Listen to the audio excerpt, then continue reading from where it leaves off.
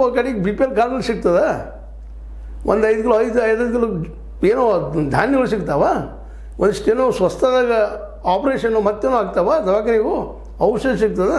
ಅದು ಎಂದೂ ಏನೋ ಭಾಳ ಫೈಟ್ ಮಾಡ್ಬೇಕದು. ಸರ್ಕಾರ ಕೊಡೋದು ಎಷ್ಟು ಬಿ ಪಿ ಎಲ್ ಮೇಲೆ? ಉದಾಹರಣೆಗೆ ಸ್ಟಂಟ್ ಹಾಕ್ಸೋಂತಾರೆ ಹೃದಯಕ್ಕೆ, 2 ಲಕ್ಷ ರೂಪಾಯಿ ಕೊಡ್ತದೆ.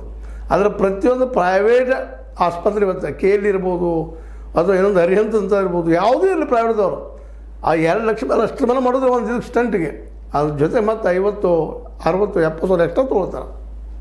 ಇಂಥ ಪ್ರಸಂಗ ಇರೋ ಮುಂದೆ ಆಯುಷ್ಮಾನ್ ಭಾರತ್ ಅಂತ ಎಲ್ಲ ಶ್ರೀಮಂತ ಉಂಡಲ್ಲ, ಅದನ್ನೆಲ್ಲ ಎಷ್ಟು ತೆಗೆದು ಸಿಗ್ತದೆ ಅಲ್ಲ. ಇಂಥ ಪ್ರಸಂಗದಲ್ಲೇ ಇವತ್ತು ಸಿದ್ದರಾಮಯ್ಯರು ಗಟ್ಟಿ ಮನಸ್ಸು ಮಾಡಿ ಇದನ್ನು ಮಾಡ್ತಾಯಿದ್ದಾರೆ. ವಿರೋಧ ಎಷ್ಟು ಮಾಡ್ತಾ ಇದ್ದೀರ ಅದನ್ನು? ಇನ್ನು ತಪ್ಪಿಸ್ಬೇಕು ಇನ್ನು ಮುಂದೆ ಹಾಕಿಸ್ಬೇಕು ಅಂತೇಳಿ. ಅದು ಒಂದು ತಿಳ್ಕೊಳ್ರಿ, ಈ ಜನ ಬಹುಸಂಖ್ಯಾತರಿದ್ದಾರೆಲ್ಲ ಇವರು, SC ST OBC ಮೈನಾರಿಟಿ, ಇಂದಿನ ನಾಳೆ ಎರಡವ್ರನ್ನರೇ ಅವರು. ಅವ್ರಿಗೆ ಗೊತ್ತಾಗ್ಲಿಕ್ಕತ್ತಿದ್ದೀವಿ, ಹೌದಪ್ಪ ನಾವು ಹೆಚ್ಚಿದ್ದೀವಿ ಅಂತೇಳಿ, ಬಹುಸಂಖ್ಯಾತರಿದ್ದೀವಿ, ನಾವು ಒಂದಾಗೋಣ ಅಂತೇಳಿ. ಜೊತೆಗೆ ರೈತರನ್ನು ಕೂಡಿದ್ರೆ ನಿಮ್ಮ ಅಧಿಕಾರ ತಂತಲ್ಲಿ ಹೋಗಿಬಿಡ್ತದೆ ರೀ, ಇದ್ರ ಪ್ರಶ್ನೆನೇ ಇಲ್ಲ. ನೀವು ಒಪ್ಕೋಬೇಕು ಇದನ್ನು. ಈ ಸರ್ವೆ ಆಗಲಿ, ಸತ್ಯ ಗೊತ್ತಾಗಲಿ, ಅವ್ರ ಪರಿಸ್ಥಿತಿ ತಕ್ಕಂಗೆ ಅವ್ರಿಗೆ ಸರ್ಕಾರಗಳು ಅನುಕೂಲಗಳು ಮಾಡಲಿ ಅನ್ನೋದು ದೊಡ್ಡ ಮನಸ್ಸನ್ನು ಎಲ್ಲರೂ ತೋರಿಸ್ಬೇಕಾಗಿದೆ. ಈ ಹಿನ್ನೆಲೆಯಲ್ಲೇ ಸಾಕಷ್ಟು ಚರ್ಚೆಗಳು ನಡೀತಾ ಇದ್ದಾವೆ.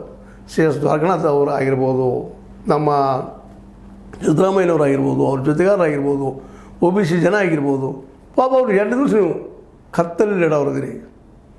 ಆ ದಿಶೆಯಲ್ಲಿ